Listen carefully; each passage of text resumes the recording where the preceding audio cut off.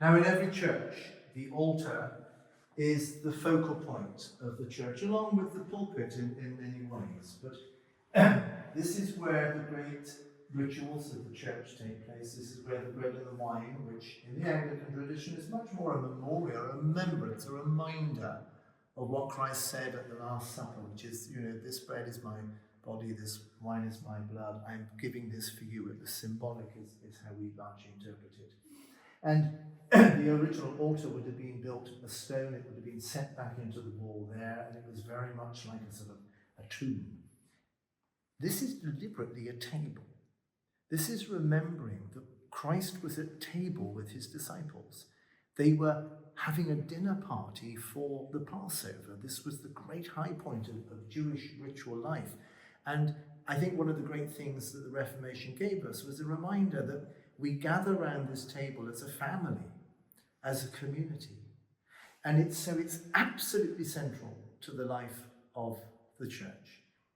And there is a most wonderful thing under this altar, this table, which very few people have ever noticed is there.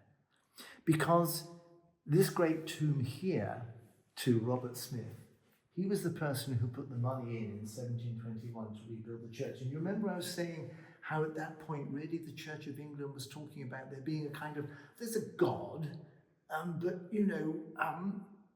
that's enough. We don't need any of this emotional stuff with Christ. Well, there it is. That's God as the creator. That's the mist, the cloud of God, the glory of God shining out with an angel above, but we don't see the face of God. We see the face of angels.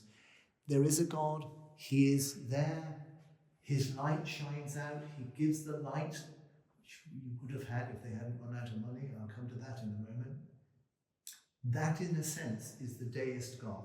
Yes, there's a God, but please don't expect him to actually come and help you if you pray. He is there. He is the absolute authority.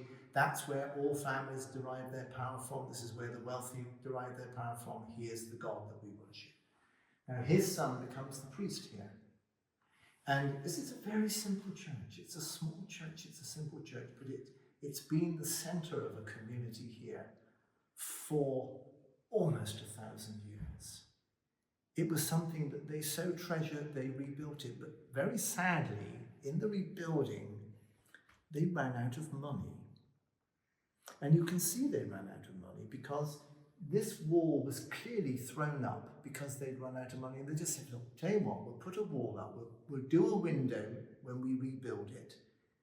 And it won't take long, we'll get some more money and we'll build it. But they built it short.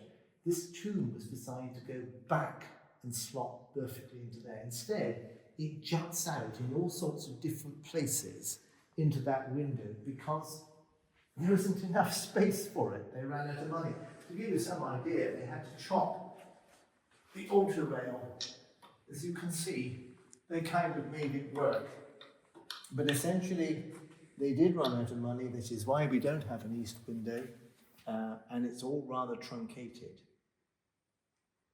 But Robert Smith, who was the vicar here for about 30 years, clearly loved this place. And I think what happened was, he was probably quite ill. And I suspect that he went abroad for his health because his body isn't here. His body isn't here. But something else is. Because underneath this altar, where as you can see, it's a very fine 18th century or possibly late 17th century dining room table, a table where every Sunday he would have celebrated and prayed and then special occasions done the communion. When he died, his heart was brought back and buried under his altar.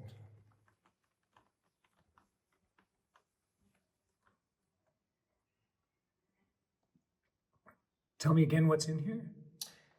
So this marks where the heart of Robert Smith, the rector, was brought. It's not his whole body. Probably he died overseas because of his health, not uncommon at all. And his body would have been buried somewhere, perhaps in Italy or France. But his heart was brought back.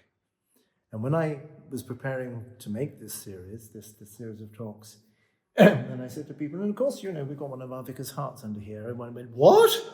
It was like something out of sort of, a horror movie. But no, it's actually, I think it's rather touching. This man in this really very simple church in a very, very small parish served his people, and when he wanted to be remembered, when he wanted to honour that, he asked that his heart be buried underneath the altar.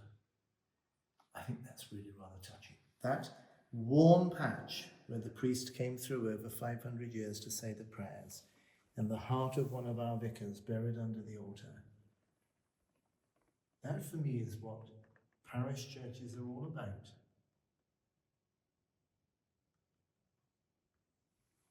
I love the idea that it feels like it's still beating in some way. I think this is a sacred place. Why is it a sacred place? It's a sacred place because, as T.S. Eliot says in Little Giddy, we don't come here to inform ourselves, to answer curiosity, to take report. We come here to kneel where prayer has been valid. This building is saturated with thanksgiving, with cries of distress and pain, with sorrow, with wonder, with questions. For 900 years, people have come here to ask the question, why? Who? What? Who am I? What's this all about? Why? And it has been here as a place where you come as you are to be encountered by the Christ who will make you more than who you thought you were. And so the footprint of the priest coming every day to say the prayers, probably nobody else here to hear it, but he still came. The priest who asked of his heart to be buried under the altar. The monuments here, and perhaps the greatest monument is that this building has stood for 900 years, maybe longer. It's still here. It belongs to us, and we belong to it. And here we meet God, day by day, week by week, month by month.